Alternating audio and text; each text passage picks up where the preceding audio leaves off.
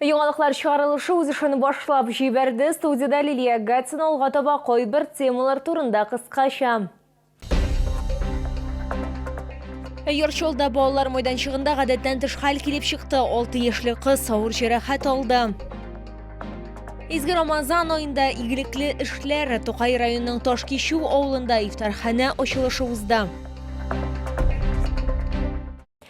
Йорчолда 6 яшьлек бала балалар майданчыгында авыр җәрәхәт ала, онда ул әтисе белән була. Бәхетсезлек очрагы кичә Мәләкәс Ордьягы микрорайонда булган. Кызны Казанга Республика балалар клиник хастаханәсенә илтәләр, онда табиблар аңа барлык кирәкле медицина ярдәмен күрсәтә. Гадәттән тыш хәлнең нечкәлекләре хезмәттәш материалында. Гадәттән тыш хәл 2 мартта якынча 17 сәгать 35 минутта булган. Беренчел мәгълүматлар буенча 6 яшьлек кыз бу уен конструкциясеннән егылып төшкән һәм 2 платформа арасында калган. Күп катлы йортта яшәүчеләр әйтүенчә, бу майданчык балалар арасында популяр һәм мондый гадәттән тыш хәл монда беренче тапкыр килеп чыга. Дети там играют постоянно. Они, видимо, с той стороны заходят, там, где можно пройти, потому что здесь уже не пройти уже. Дети гуляют регулярно, да, и с родителями гуляют. А так, чтобы что-то случилось такое, нет, первый раз слышу. Дети лазят, детям не объяснишь, что здесь нельзя. Им раз сказал, второй раз они все равно лезут. А что там произошло, я не слышал даже. Кыз Республика балалар клиник хастаханәсенә китерелгән, аның тормышы өчен медицина хезмәткәрләре көрәшүен дәвам итә. Сегодня ночью в реанимационное отделение ДРКБ был госпитализирован ребенок 6 лет. На данный момент состояние оценивается как тяжелое, без отрицательной динамики, подключен аппарат ИВЛ. Специалистами ДРКБ оказывается вся необходимая медицинская помощь. Җинаять эше кузгатылды. Бүген гадәттән тыш хәл урынында тикшерүчеләр эшләде. Аларга бәхетсезлек очрагына китергә мөмкин булган барлык хәлләрне ачыкларга, шаһидләрдән сорашырга һәм башка күп нәрсәләрне белергә кирәк булачак. По факту травмирования 6-летней девочки на детской площадке в городе Набережные Челны Следственное управление Следственного комитета России по Республике Татарстан возможно уголовным делом по статье 238 Уголовного кодекса Российской Федерации. Оказание услуг, не отвечающих требованиям безопасности. Җәза төрлечә, штраф билгеләүдән алып 10 елга кадәр иректән мәхрүм итүгә кадәр булырга мөмкин. Лилия Гатина, Яна Вальду, Фәнис Иксанов, Яңалыклар. Мэрияда хуҗалык җитәкчеләре белән киңәшмә вакытында волонтерларны бүләкләделәр. Исемлектә Рәуф Низаметдинов та бар. Автовышка һәм автогидроподъемник машинисты, Чолотова телекомпаниясе бухгалтерның ире. Ул ватанны саклаучыларга нинди ярдәм күрсәтә? Хәзер үк сөйләрбез. За активное участие в жизни воздушно-десантных войск и неоценимую помощь в обеспечении материальными средствами военнослужащих, участвующих в проведении специальной военной операции, медалью волонтеру России награжден Низаметдинов Рауф Назифович. Шолымыр Мәгдиев Россия волонтеры медален Рәуф Низаметдиновка тапшырды. Бу инде волонтер ала торган 9-нчы бүләк. Аның сүзләренчә, һәр вакыт беренче кебек шул ук хисләр, дулкынлану, шатлык, горурлык. Шәһәр башлыгы махсус хәрби операциядә катнашучыларга ярдәм итүче барлык активистларга рәхмәт белдерде. Бывает там, понимаешь, насколько ваша помощь и поддержка, уважаемые наши коллеги, соратники, единомышленники, все слова к вам подходят. Насколько ваша помощь очень нужна и важна. Рәуф Низаметдинов волонтерлык эшчәнлеге белән 2022 елда шөгыльләнә башлый. Бу вакыт эчендә ул шәхсән СВО узыру зонасына 30дан артык сәфәр кылган. Шефлык ярдәме белән йөк иткән. Бу Луганск һәм Донецк халык республикаларында, Запорожье өлкәсендә булган. Рәуф Низаметдинов сүзләренә караганда, аны һәр нәрсәдә яраткан хатыны Лариса хуплый, ә бит бу эшчәнлек күп вакытны ала. Хатыныма инде мин бик күп рәхмәт, аның тынычлыгына, тырышлыгына, ничек әйтәм тагын. Шуның хәтле, китәбез, 10 көн, 2 атна, җокламай торгандыр инде.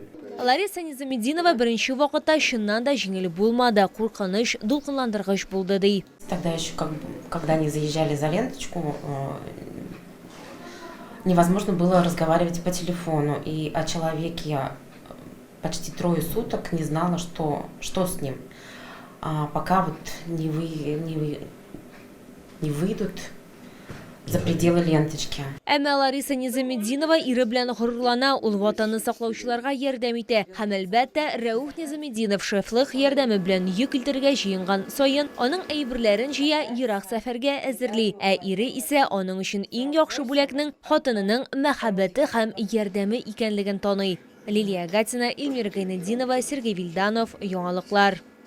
Изге Рамазан айында игелекле эшләр Тукай районының Ташкише авылында истәлекле вакыйга булды. Анда ифтархана ачылышы узды. Чара авылда туып үскән меценат Рөстәм Гытауллин ярдәме белән мөмкин булды.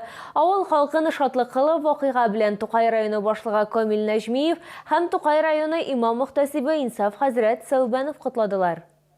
Мин бу авылда тудым, үстем. Моннан беренче аякларым белән киттем Мәскәүдә. Бу вакыйга авылдан чыккан эшмәкәр Рөстәм Гытауллин ярдәме белән мөмкин була. Ул гомере буе хәрби буларак социаль һәм дини учреждениеләр, хәрби объектлар төзегән. Туган ягына да вакыт җитә. Ул изге Рамазан аенда авылдашларына бүләк ясарга була. Бу ифтархана әле служить итәчәк будущий поколениеларга. Тоже үсә торган яшьләр, күп яшьләр монда ифтарда.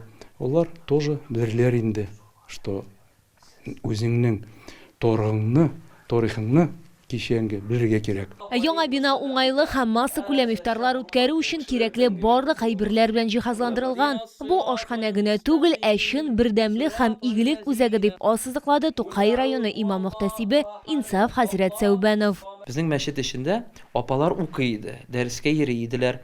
Хәзер инде менә күрдегез үзегез нинди матур, мәхәббәт бина. Bütün шартлары, анда өстәлләре, урындыклары, җылы кергән суы, bütün хәтта менә телевизорлары хәзерге теге современный әйтик инде хәзерге замана усулларын кулланыр өчен, дин өйрәнер өчен bütün шартлар тудырылган. Аллаһ Тәала насыйп итсә, иншалла, җәй көннәрне балалар өчен курслар башлап җибәргә ниятебез бар. Хәзерге вакытта Тукай районында 58 мәчет бар, тагын 3 мәчет төзелә. Район башлыгы Камил Нәҗмиев әйтүенчә, мондый ифтархана ачылуы район эчендә, авыл эчендә зур шатлык. Бик зур рәхмәт әйтәсе килә безнең иганәтчеләребезгә, аларның ярдәме белән, авыл халкының ярдәме белән.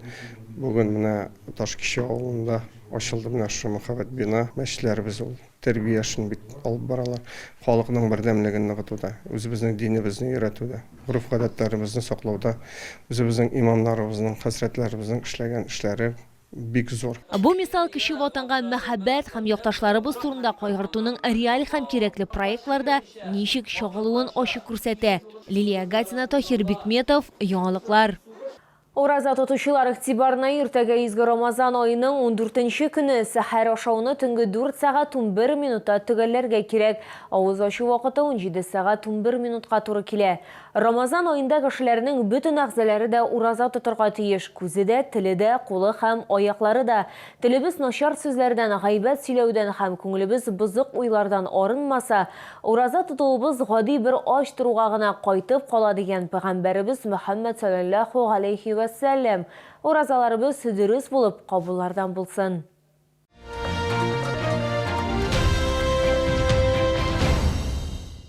Шолда Белоруссия киемнәре күргәзмә ярминкәсе шәһәрдәшләребезнең һәм шәһәр кунакларын сөендерүен дәвам итә. Ир-атлар һәм хатын-кызлар өчен ботинкалар, ярым ботинкалар, киң ассортимент беркемне дә битараф калдырмаячак. Ашыгы сезне Муса Җәлил проспекты 55Б адресы буенча көтәләр. Үзәкрәт сәүдә үзәге, элекеге балалар дөньясы бинасы. Төрле аякка сыйфатлы һәм җылы аяк киемнәре Беларуси җитештерүчеләре күргәзмәсендә төрле зәвыкка аяк киеме табарга була. Данная обувь сделана для женщин, которые ценят комфорт и удобство. И также особенно подойдут покупательницам с деформированной стопой. Эта модель славится своей герметичностью, так как подошва склеивается методом вулканизации. В задней части располагается небольшой полукаблук для разгрузки опорно-двигательного аппарата и суставов, как зачастую рекомендуют ортопеды. Күп кенә шоулар һәм шәһәр кунаклары Белорус аяк киемнәренең сыйфатын лаеклы бәяләргә өлгерде инде. Вот мы решили сегодня мне приобрести белорусскую обувь. Я походил, она очень хорошо сидит на мне. Рекомендую всем челнинцам и приезжим приобретать эту обувь. Мягкие такие, удобные очень. Мне очень нравится. Я давно хотела таких. Беларусия Кимнер Муса Жалил проспекты или Биш-Б адресы буйынша олырға була үзәкрет сәуде үзәге элекеге балалар дөньясы бинасы.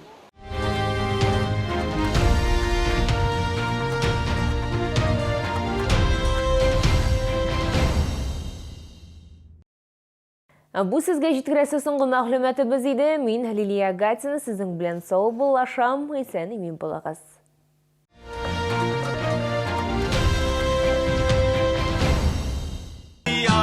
Cadê o nosso